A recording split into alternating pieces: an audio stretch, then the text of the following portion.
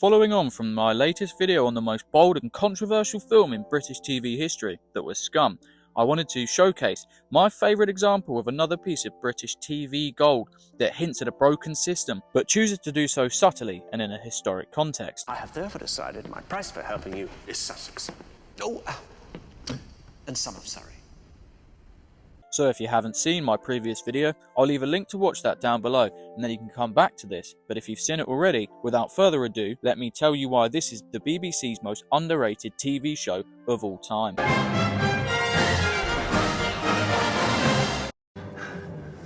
Well, come on then! We find ourselves in the late 12th century, around 1192, where Robin Hood unfolds during the reign of King Richard I, also known as Richard the Lionheart. While the king is away fighting in the Crusades, England falls under the shadow of corruption, with scheming nobles and oppressive sheriffs ruling the lands. The show is firmly rooted in Nottinghamshire, England, where the lush Sherwood Forest serves as a hideout for our heroes, and the town of Nottingham is the seat of power from which their enemies scheme. I am the Sheriff of Nottingham! At the heart of our story is Robin of Locksley, played with charm and grit by Jonas Armstrong. Robin, a nobleman turned outlaw, returns from the Crusades to find his land stolen and his people oppressed. Armed with his Saracen bow and a fierce sense of justice, he becomes the legendary Robin Hood, leading a band of outlaws to fight for the poor and defy the corrupt.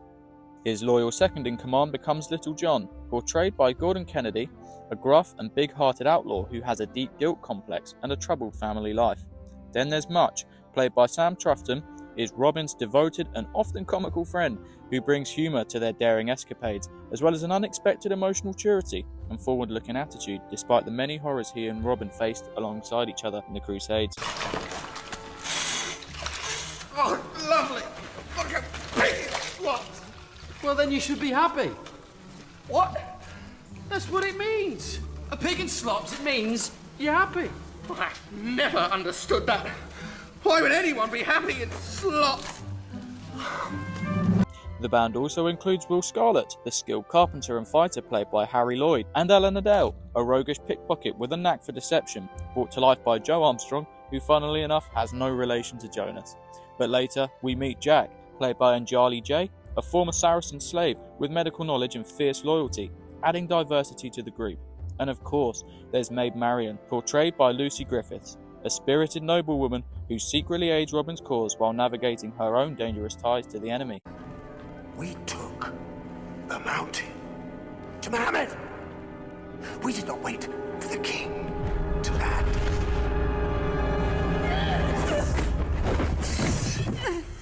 Mistake, Missy. Big mistake.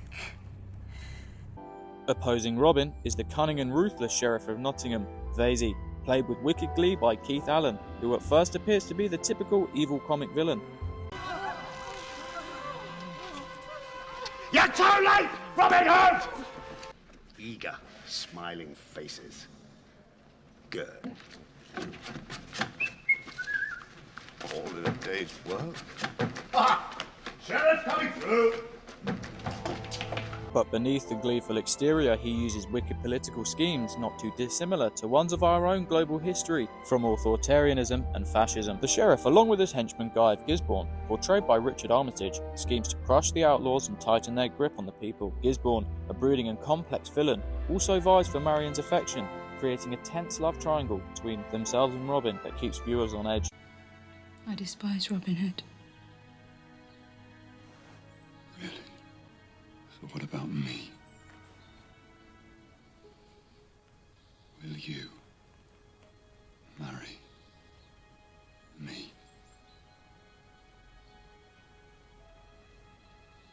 Filmed in the vibrant forests of Hungary, doubling for Sherwood, the show blends action-packed archery battles, heartfelt camaraderie, and political intrigue with a modern flair. From robbing the rich to outwitting the sheriff's men, Robin Hood captures the timeless spirit of rebellion against injustice. Over its 3 seasons, the series explores loyalty, unity, sacrifice, and the fight for a better world, all against the backdrop of a vividly reimagined 12th century England.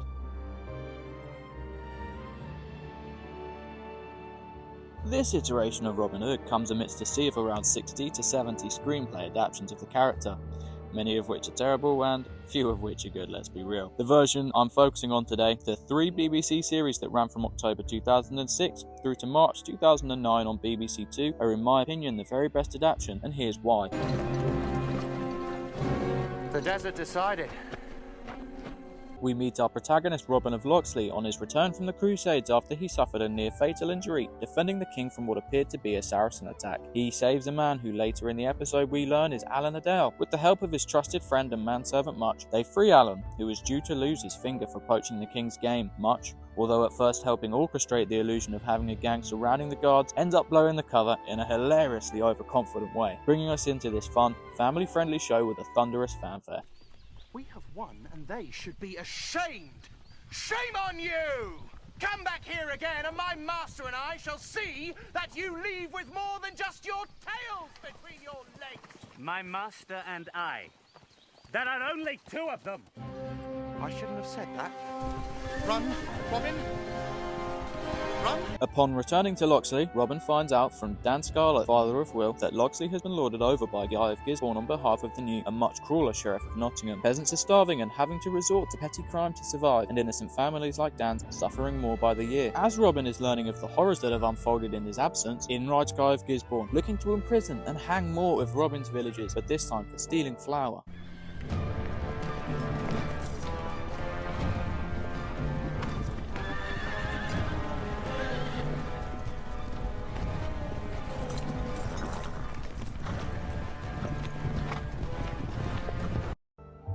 As the crowd gathers, Robin walks through and announces his return, forcing Guy to relinquish his control over Locksley. Guy of Gisborne. Sir, Guy of Gisborne to you, and bow before your master. Sir Guy of Gisborne. My name is Robin, Earl of Huntingdon and Lord of this manor. Your services here are no longer required.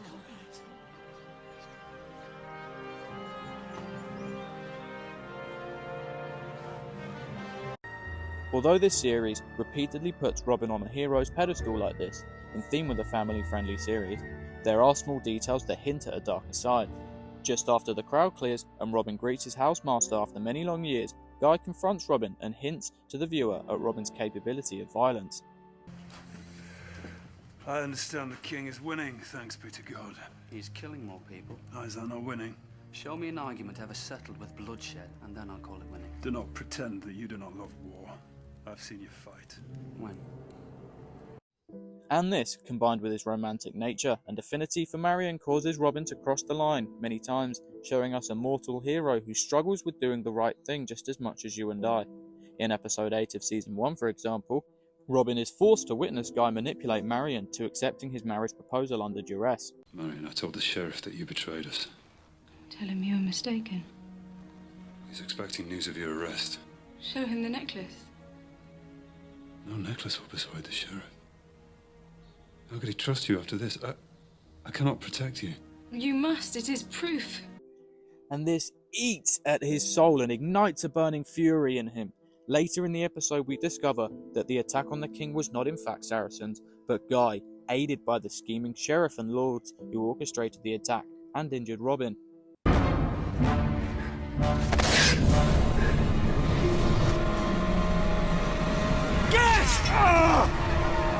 Surprise. This new revelation sends our hero over the edge. He captures and begins to torture Guy, having to be restrained himself by Little John. And this is for England too. Hey! Robin!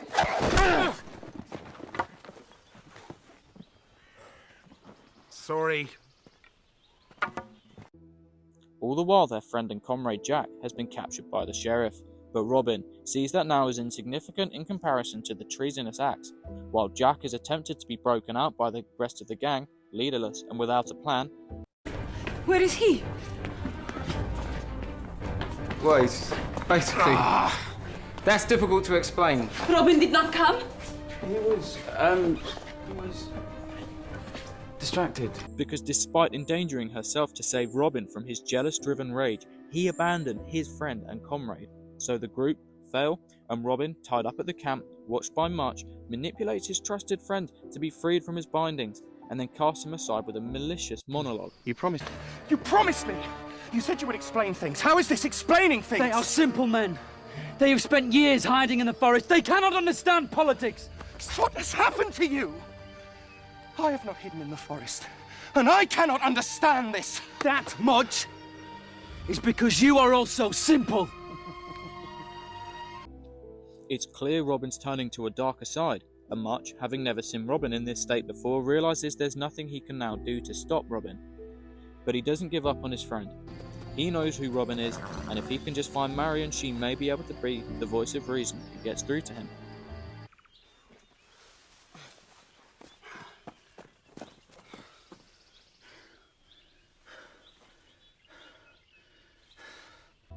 Although Marian was able to calm Robin down, and even point the group in the obvious direction of exchanging Djaq for Guy, it does foreshadow how Robin's personal affections will later hinder his judgment, because Robin again refuses to save Djaq, despite what his friends had risked in attempting to save her, and despite Djaq herself being a woman locked in the sheriff's dungeons.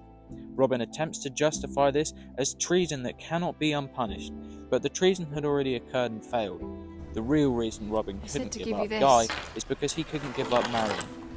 In my opinion, this makes our version of There Robin is no so way much more Gisborne went to the detailed Holy than Land others without your because of how say-so. layered his struggle is with doing the right thing and doing what's I have necessary. proof. Look, that is your solution. Trade him for her. No. I am not letting him get away with this. Robin! Not sorry. This foreshadowing shows itself later in Season 2, Episode 3, when just 2 episodes prior, we learned of Alan's fall to temptation. We see that Robin's obsession and jealousy over Marian cause his life to be lost.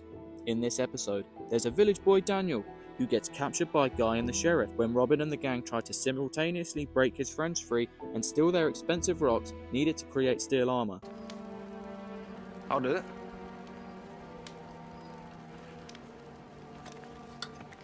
Are you aware of the risk? If Guy catches you... Don't worry. He'll be putty in my hands. You're a brave man.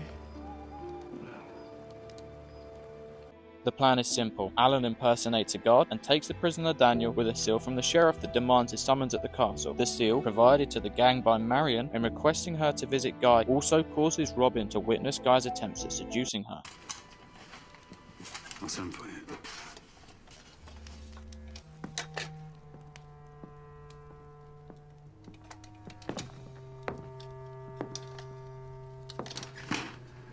Yeah, what is it?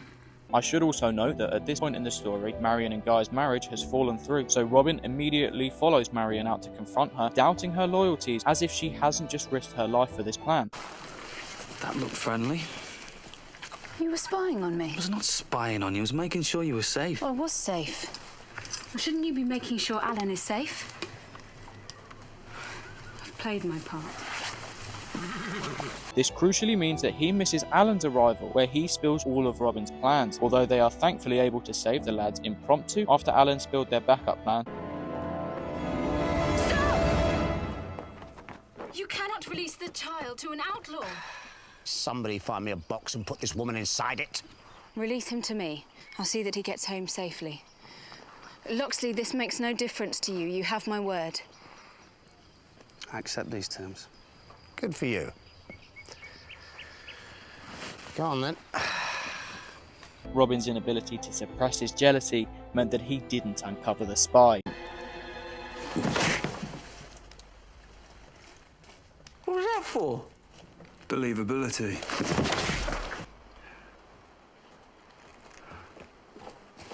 Alan! Shh. Quick, let's go. Gisborne rumbled me. How did you get out? We had a scrap. I knocked him out. Unbelievable. And therefore resulting later in the series in a vital message of a plot to kill the king that never makes it with his messenger Sir Roger of Stoke, again due to Alan's betrayal. See, I won't spoil every episode today because I could be here for hours, but this is what, in my opinion, makes the show stand above others. Many of the gang go through arcs of temptation, revenge, and rage, but they all learn from one another and hold each other accountable. Again, just going back to episode 8 of season 1, for example, the speech the gang give to Robin when he's just about to murder Guy. I'm going to kill you. No! Killing we do not do. He's right. least that's what you taught us. We do not take part in bloodshed unless absolutely necessary.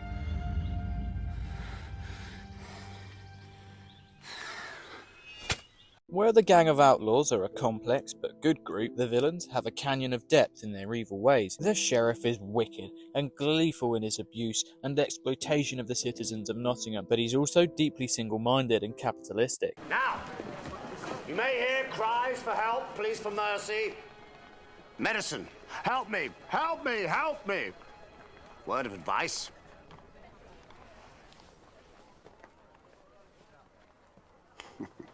And just remember, this is a show set in feudalistic times, and yet through the sheriff it explores the inherent evil that comes with capitalistic exploitation of industry and manufacturing, where politicians of the real world will lie about what they know. Director Declan O'Dwyer for Season 1, Episode 5 forces you to stare the reality in the face of modernised slavery. Take one.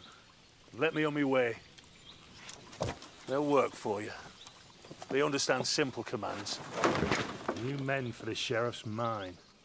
During this historic setting, it is true that the Pope decreed it illegal to trade Christians as slaves, but many Muslims, deserters, and non-believers still suffered this fate. However, I believe the directors were actually trying to mirror how this impacts our modern world through a historical scenario. Impacts such as allegations of modern slavery in China, Qatar, and other places that we rely on to function as a society. This episode is a stark reminder and commentary that from the dawn of capitalism, people have been exploited for the profits of those in power who seek to gain influence and wealth. The sheriff in this episode imported slave labour in order to increase the output of his mine. He needed to create weapons for sale, money that he intended to use to fund an army of mercenaries to kill the king on his arrival. Sussex. Sussex. Sussex. Sussex. I want it. Sussex. There are many other schemes and plans that Vasey unfolds. He's regularly seen playing chess with himself, which itself is a subtle commentary on how those in power today play their games of chess, with wars worldwide that seem to get worse and worse by the decade. But I won't spoil all of Vasey's plots either. One other I will go into, however, is Season 3, Episode 3, where the sheriff plots to use religion as a way to gain the respect of the people through fear. The hand of the divine physician, St. Luke. And it was this holy artifact that Robin Hood and his gang of men tried so flagrantly to steal, not once, but twice. That is why Robin Hood and his gang attacked the brothers of Kirklees. That is why Hood sent in his thug Djaq to break into the abbey. And that is why Hood must burn at the stake! So we've jumped forward quite far in the story here, and at this point Robin is not the man he is in Season 1 or 2. This episode starts not long after Robin and the gang's arduous journey back from the Holy Lands, where they prevented another assassination attempt on the king. However, this time it came at the fatal cost of Lady Marian. I love Robin Hood.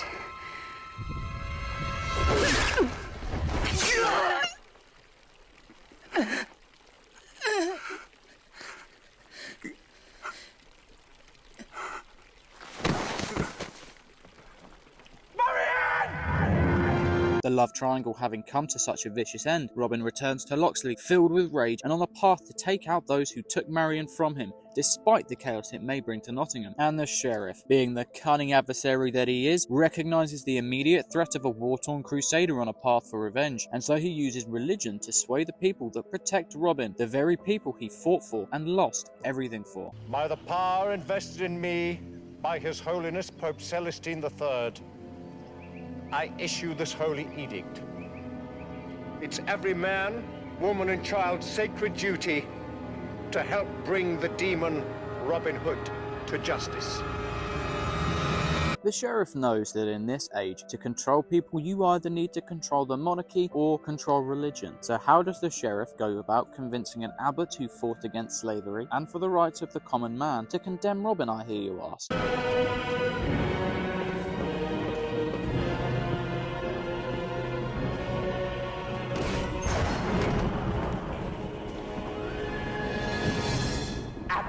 Where in hell have you been? Rome!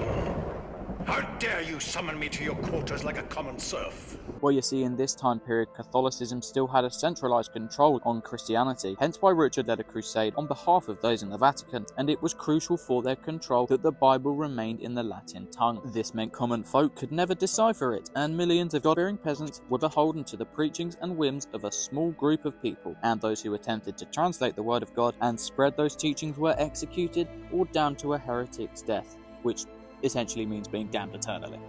So you see, the sheriff summons the abbot of Kirklees, who is due to host the local St. Barnabas' Day celebrations. The abbot, who at first refuses the sheriff's demand to condemn Robin as a heretic, is threatened at the revealing of his life's work, a fully translated Bible. Please, tomorrow morning, you will preside over the ceremony. In nomine Patris. Stand alone, nodding, happily, with your mouth tightly shut. Immediately, the abbot backs down and fears the wrath of the sheriff, and he condemns Robin as he was instructed. As the episode goes on and the peasants fail to give up Robin Hood, the sheriff schemes to fake a holy artifact, the divine hand of the healer St. Luke. Stop this horror at once! They're digging up graves now! Holy relics, something they can touch and feel and smell. Holy relic? Or more specifically, the hand of the great healer, St. Luke, kept for safety at Kirklees Abbey. The precious treasure Hood was after. The aim here is to convince people that Robin tried to steal this, and in fact is evil upon from his return from the Holy Land. Robin challenges this, of course. Eventually, the abbot outs the sheriff as the spawn of the devil, allowing Robin and the gang to escape. I decree, by the holy power of the Church, that this is the hand of the holy evangelist St. Luke. Talk was wrong about you. Arrest those heretics! So this was by far one of my favourite schemes from Vasey to watch unfold, and I think it serves as a really interesting piece of commentary on the place of religion in society. You have been deceived. That was not the hand of St. Luke. It was meant to deceive you. It was meant to control you. And I stand before you full of shame. This man is the true devil.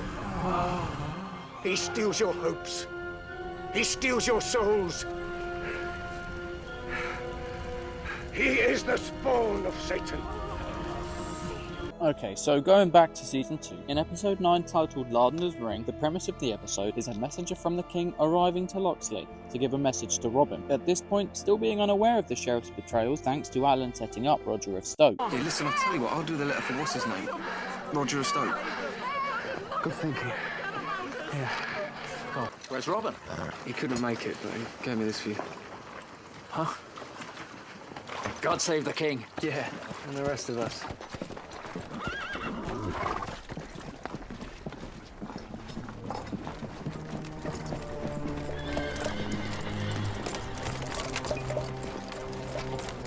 After finding out that Robin has indeed been outlawed, the one-legged messenger flees Locksley Manor to find Robin. However, he's hunted down closely by Alan, who's working for Guy. Robin and Marian, thankfully, are close by. They stop Alan from receiving the message, but not before the messenger dies from his injuries, leaving the messenger pigeon stuck in a tree.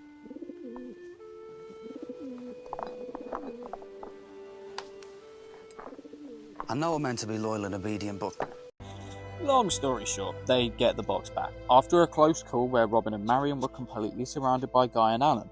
But while this is happening, the gang are creating a distraction to get them out, and the sheriff is fetching an eagle from the castle to kill the pigeon. Remember, at this point, no one apart from Guy, Alan, Robin and Marian know that the sheriff has left. Saddle me up another horse, make it a fast one. I'll be leaving shortly.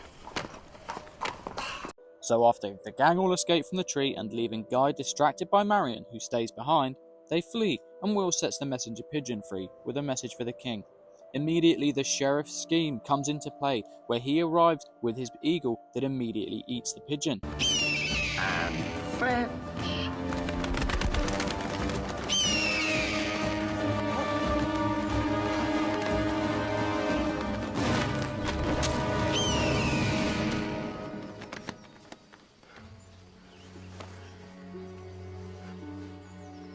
This is a first for the viewer, a moment where Robin's gang loses and would have been a great opportunity to keep. However, it's later revealed that Will it was apparently Yoda, and he sensed the dark side surrounding Vasey, so he swapped the pigeon for a decoy, thus allowing them to send the pigeon back to the Holy Land without issue. I mean, come on. Who are you? Well, not him. Him. Sliding her. Say hello. You're joking? See, I don't have a problem with the gang always triumphing. I get the structure the show kind of requires that at times, but I do think that on occasion there were some really weak attempts at closing stories, just like that. Not many, but one sticks out enough. But now I've got to talk about Season 3's replacement for Alan, Charlie, Jay and Lucy Griffiths in one character, the awful Kate. Somehow, she goes from being a peasant to a skilled swordswoman within an afternoon. I mean, literally, her character is introduced as a pot maker, and she fights off a group of guards with Robin.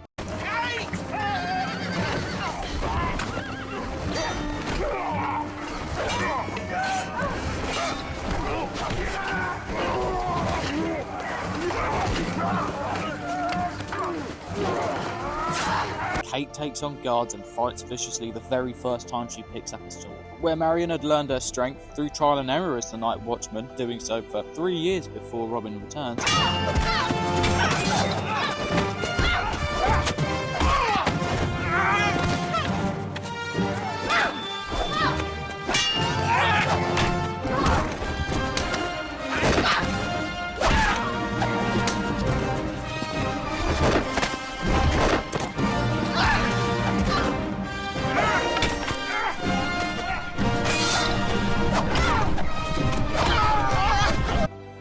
See, the original gang, they all train together in the woods, off screen mostly, but there are a few scenes where they're shown training, and so it's explainable that a peasant carpenter and an enslaved physician were able to become fierce fighters, thanks to Robin's training in the King's Guard.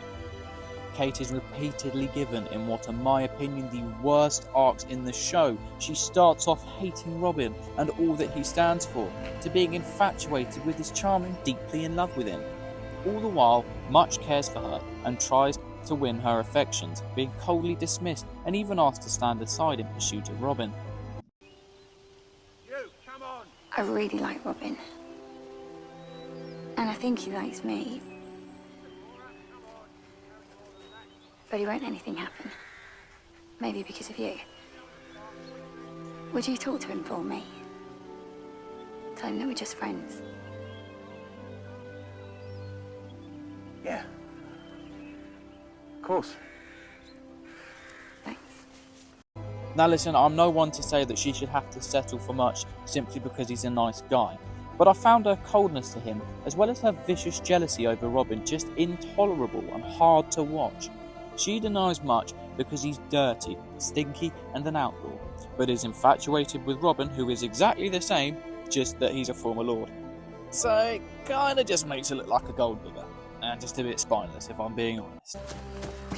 We take them now, right? No, wait for his signal. She's right, now's a chance. Don't mistake rashness for loyalty. Wait! Robin! John, what's the matter? Trouble. Hey, come here, Kate, stop! Now honestly, I don't genuinely hate the person who plays her. I know I've probably just come across that way having monologued for so long, but I just think her character was entirely pointless and kind of added no depth to the show. You know, going back to the death of Marian, before she passes, Robin and Marian marry under the King's blessing, and we see that at the start of Season 3 how much that breaks him. Kate's romantic arc with Robin, which serves as a point of the second love triangle in the show, the other being Guy's long-lost sister Isabella, although the interactions between the new female sheriff in Isabella and her outlawed but stirring adversary Robin are interesting, the ones with Kate are just pointless.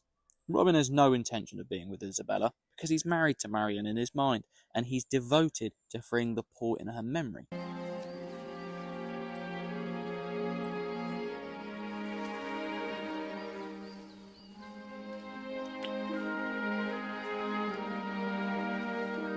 I'll never stop loving you.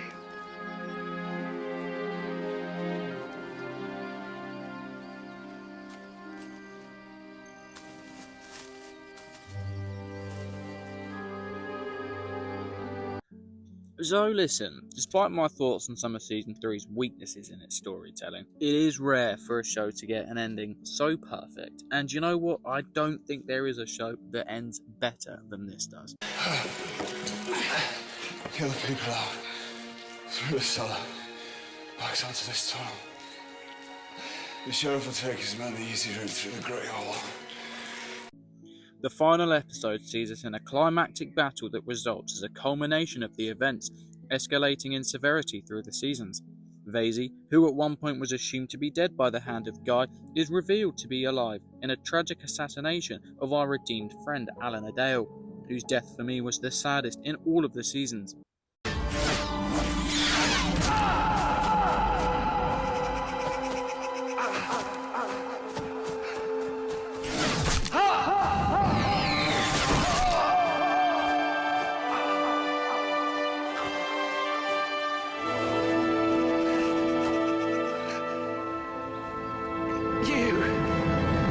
You see, Alan had a twisted but relatable arc.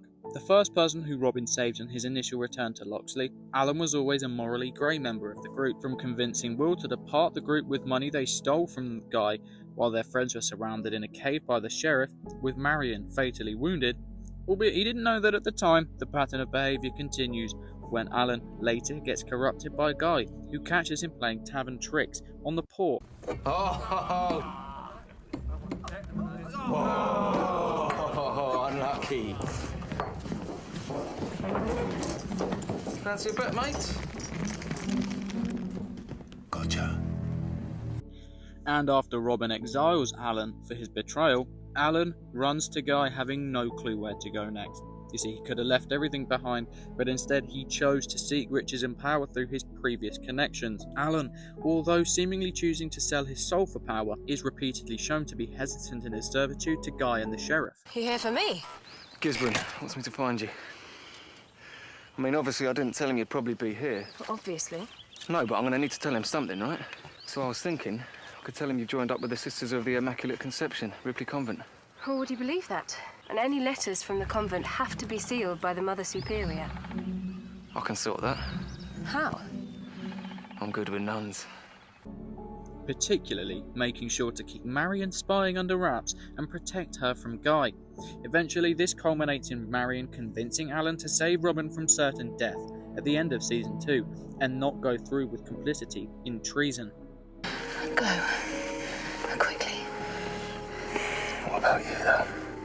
You've lost the Sheriff now. I'll be fine. Go. Save Robin.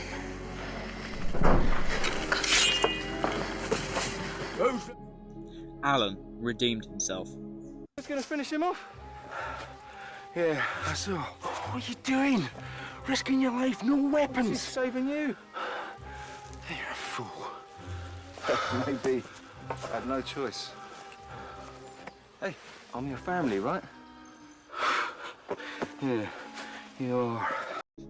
However, the new Sheriff Isabella plotted from the shadows and sowed seeds of doubt in the gang, and right as the final battle was building up to start, she decreed that Alan be pardoned as an outlaw for services rendered to the Sheriff.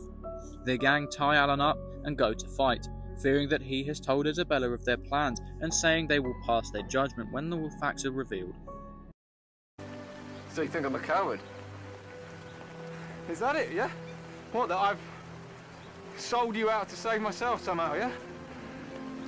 You've done that before. I know.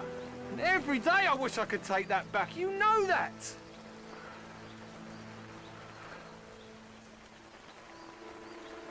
None of you. None of you believe me.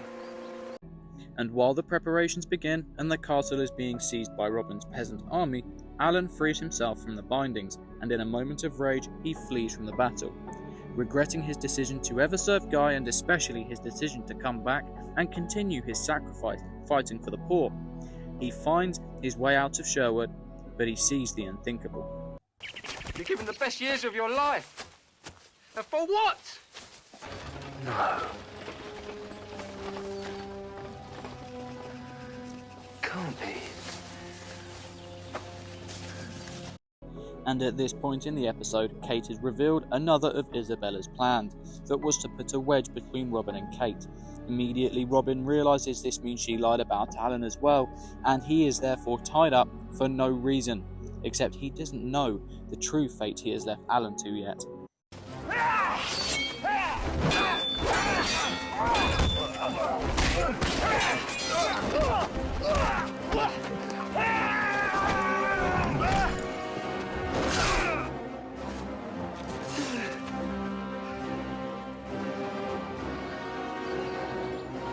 Gotta get to Robin. You see, when Alan makes it to the edge of Sherwood and sees what he does, he begins to flee and tell Robin that the battle is not over with the siege of Nottingham, and that he's in fact trapping himself in the castle, once again proving his honourable and true nature, but unfortunately he never makes it. The mercenaries shoot him down callously, and Vasey walks over to reveal himself and put an end to Alan.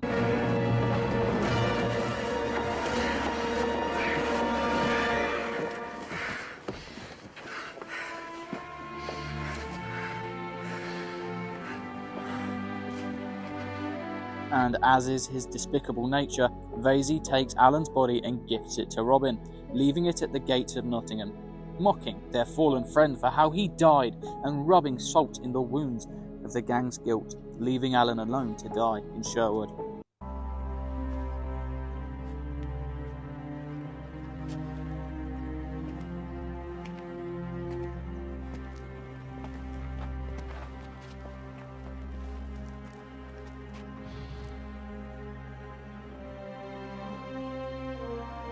To Alan.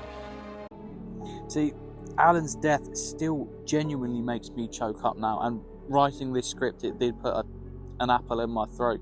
Joe Armstrong delivered possibly the best performance of the entire series. You see, from the moment of the gang's suspicion, the emotion is raw and it radiates off the screen. But Alan's character is not the only one who gets a fatal farewell. Richard Armitage comes next. The ever-conflicted Guy of Gisborne also gets a redemption arc. I lived in shame. Because of you, I died proud.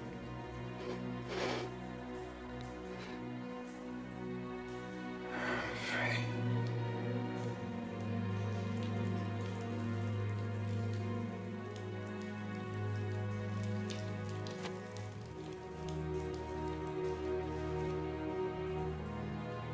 Guy's character throughout the show struggles with doing the right thing against his desire for power and position. After killing Marian, he is a wreck.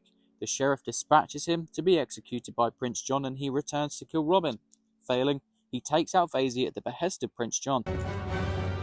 You dropped something.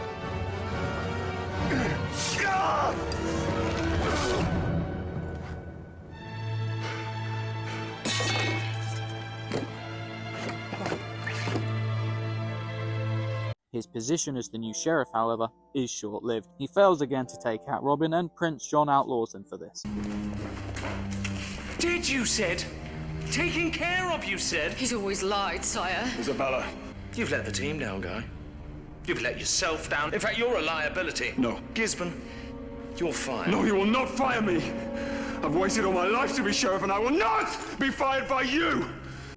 Eventually, a few episodes later, Guy and Robin get kidnapped by Robin's long-lost and believed to be dead father. I know it's a bit far-fetched, and I won't detail the entire episode, but Guy and Robin had a history as children. They grew up together, and their parents also had a love triangle similar to theirs in many ways.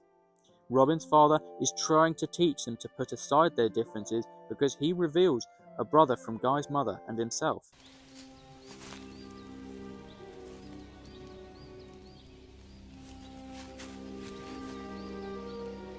You killed the sheriff. And I intend to kill the new one too. First you must try to save your brother. You know where he is? Finally. After listening to the former Malcolm of Locksley, Robin and Guy agree to go find Archer. And long story short, they have a scrap and put their differences aside as men do, much to Kate's anger, of course. No! He killed my brother! He's one of us. What? I said he's one of us.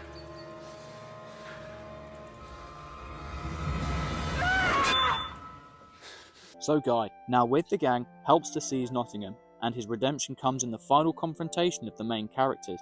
On the side of evil, we have Isabella, Ramian, and of course, Maisie. And on the side of good, we have Archer, Guy and Robin. How appropriate. A battle so huge should come down to the important few.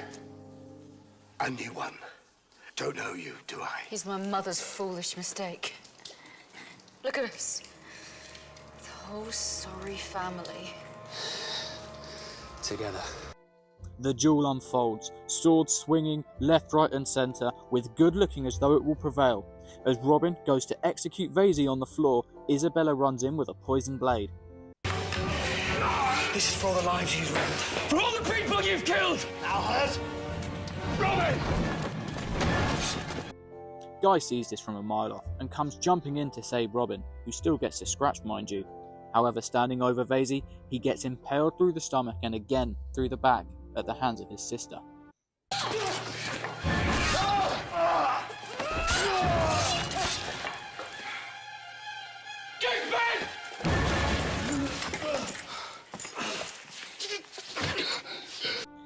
Isabella immediately taunts Robin at his imminent death, and Vasey leaves gleefully, begging Robin to hold on for the siege to be over so he can watch him die. Oh, this is too good to be true. You've killed Robin Hood! Oh, we'll be back to finish the rest of you off with an army. Please, wait for me. I don't want to miss the big moment. Guy, crumpled on the floor in agony, has an emotional farewell with Robin and Archer as the viewer comes to realise the show is in its final moments. The story was always about these two, from the same village, born as children of nobility into families that were disgraced or dead. Guy and Robin were good and evil, and the show was a tug of war between the light and dark, constantly changing from the favour of the gang and King Richard's allies to the strength of the Black Knight and Prince John's attempts to undermine his brother's claim. The show sends us a message that good can clean evil from the world, but evil cannot quell the good. As an army, as a militia, we would be crushed. The sheriff's men would hack us down like weeds. But it's harder to cut the spirit with a blade. When these gates open and the supply train pulls out, we are going to sit down. Just sit in silence. My friends, we are going to turn the other cheek. In my opinion, this show is a subtle call for people to unify against the forces that keep us in check, beholden to governments that perpetuate war, stifling the ambitions and freedoms of the people. I just remind you to consider that the time of this show's production, the final season of which coming out just 1 year after the financial crisis of 2008. Your brothers! Damn it, man, it's time to stand up and fight! Take back what's rightfully yours! Brother Djaq! They've been trodden on, John, and they're taking it! If they would only stand together, they can defeat the sheriff! You see, Tuck preaches this message of unity and freedom from within, and this leads us to Robin's death, another beautiful moment in the show. After they dupe Vasey and destroy his forces and seat of power, Robin knows he is dying. He walks through the people he saved who are celebrating the victory, and he's going home to Sherwood. Tuck delivers the fatal news to Much and the other survivors who are understandably broken and in disbelief. Listen to me. There was a fight in the tunnel. Isabella cut Robin with a dagger. The blade was poisoned. He's dying, Much, and quickly. It's time to say goodbye.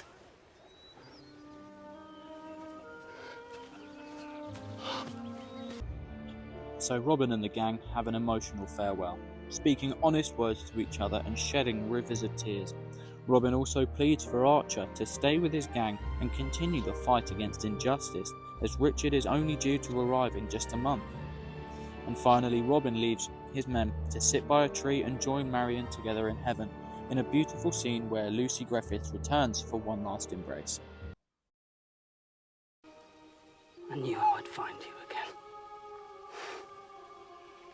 It's time.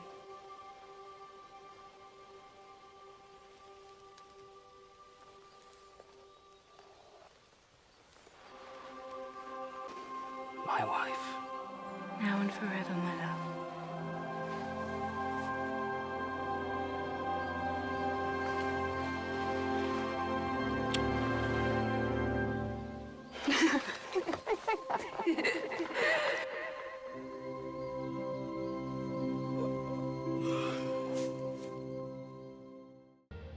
The gang finally gather to bury Robin, and over his body they make a pact to continue the fight against injustice all across England, all together shouting the gang's motto, "We are Robin Hood." Robin Hood. Robin Hood. Robin Hood. Let's go. Let's go. So listen, if you've made it this far, I really appreciate you for listening to me waffle on for so long. Sorry! I'm aware I've talked quite a bit, so I'm going to try and wrap this up nicely here.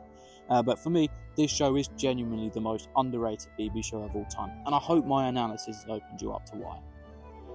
Don't get me wrong, I do think there are shows that are better than this. Of course, there's shows like Peaky Blinders, which are in a league of their own, but I do think, considering almost no one I've ever spoken to has seen this show, I think it's definitely outstanding and it deserves its flowers. It's so underrated. So for that reason, it's my favourite TV show of all time, and I can't tell you how many times I have rewatched it over the years. It's an underdog with a beautiful and impactful message about doing the right thing, about being in unity, even when that might be the most terrifying thing you can do. I don't know what to do.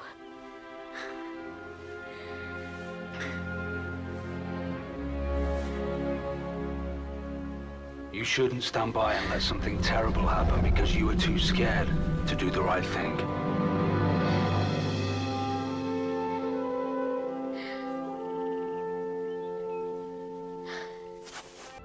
So long story short, I hope you enjoyed this breakdown, and if I haven't spoiled the show for you too much, and I really hope you go check it out and show the cast some love on social media. They all did amazing jobs in their roles and deserve the appreciation for it. So thank you for watching this much longer video of mine. I couldn't contain myself, I just had to dive in there. So if you like this kind of length content, let me know in the comments down below. I'll get cracking on some more deep dives. Take care my friends, and I'll see you soon.